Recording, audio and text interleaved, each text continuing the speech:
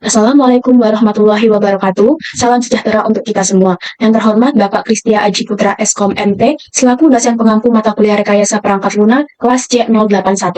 Perkenalkan, saya Rahma Alisa Abelia dengan NPM 220810100004. Di sini saya akan menjelaskan tugas UTS saya, yaitu manajemen kursus musik.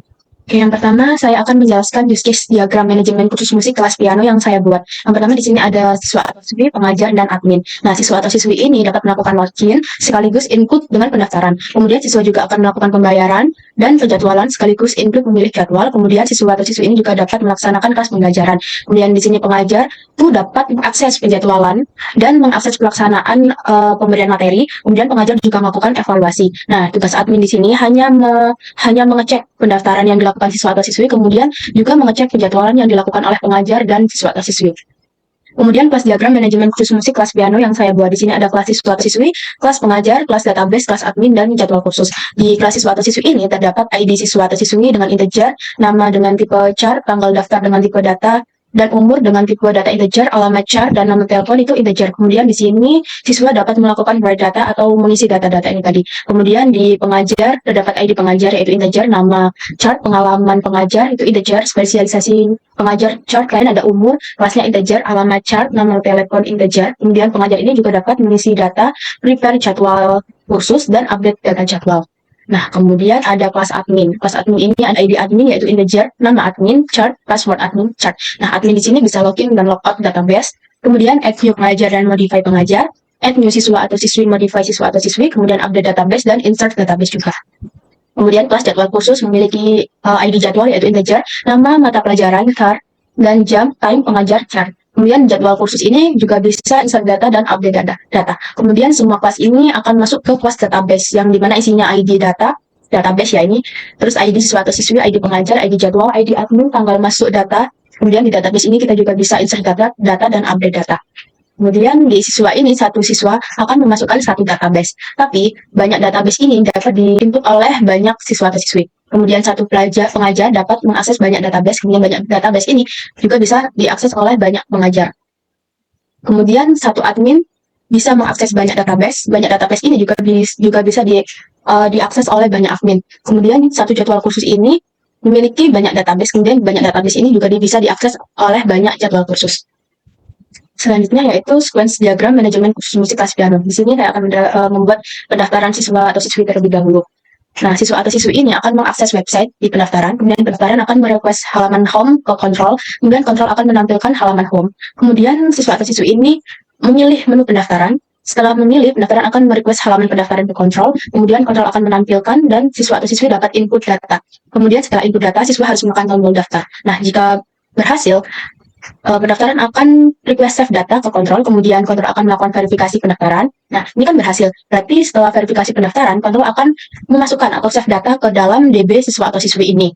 Nah, jika gagal, setelah verifikasi pendaftaran, setelah verifikasi pendaftaran oleh kontrol ke pendaftaran ini akan memunculkan notifikasi yaitu harap isi formulir dengan benar ke siswa atau siswi. Setelah itu siswa atau siswi ini dapat mengakses lagi atau mengisi lagi data dengan benar. Data sequence diagram pendaftaran pengajar ini hampir sama. Bedanya di sini setelah berhasil ini verifikasi pendaftaran berhasil, data pengajar akan di-save ke DB pengajar. Kemudian sequence diagram pembayaran. Siswa atau siswi mengakses halaman pembayaran, kemudian pembayar ini akan merequest halaman pembayaran ke kontrol, kemudian kontrol akan menampilkan halaman pembayaran. Kemudian siswa atau siswi ini akan melakukan pembayaran. Nah, jika berhasil, kontrol akan menampilkan data pembayaran, kemudian siswa atau siswi ini harus mengupload bukti, kemudian setelah upload bukti harus tekan tombol OK. Kemudian pembayaran akan memvalidasi data ke kontrol, kemudian jika sudah berhasil atau sudah benar, kontrol akan men-save data pembayaran ini di DB pembayaran. Kemudian jika gagal, kontrol akan memvalidasi data ke pembayaran dan pembayaran akan mengirim notifikasi kalau pembayaran itu gagal ke siswa atau siswi dan siswa atau siswi harus mengupload ulang bukti sampai ini tadi itu benar atau berhasil dan kemudian di-save di DB pembayaran. Kemudian ada sequence diagram penjadwalannya.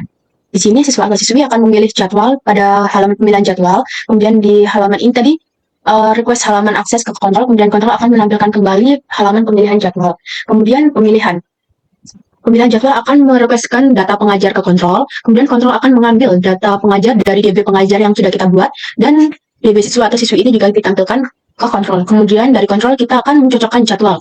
Kemudian pemilihan jadwal akan menampilkan rekomendasi pengajar. Nah, setelah menampilkan rekomendasi pengajar ini, siswa atau siswi akan memilih pengajar.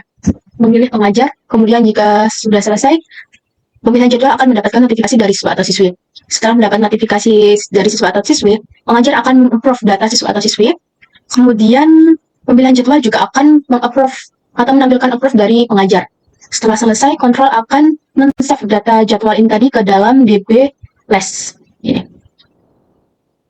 Jika sudah, kontrol juga akan mengirim notifikasi approve dari pengajar ke siswa atau siswi.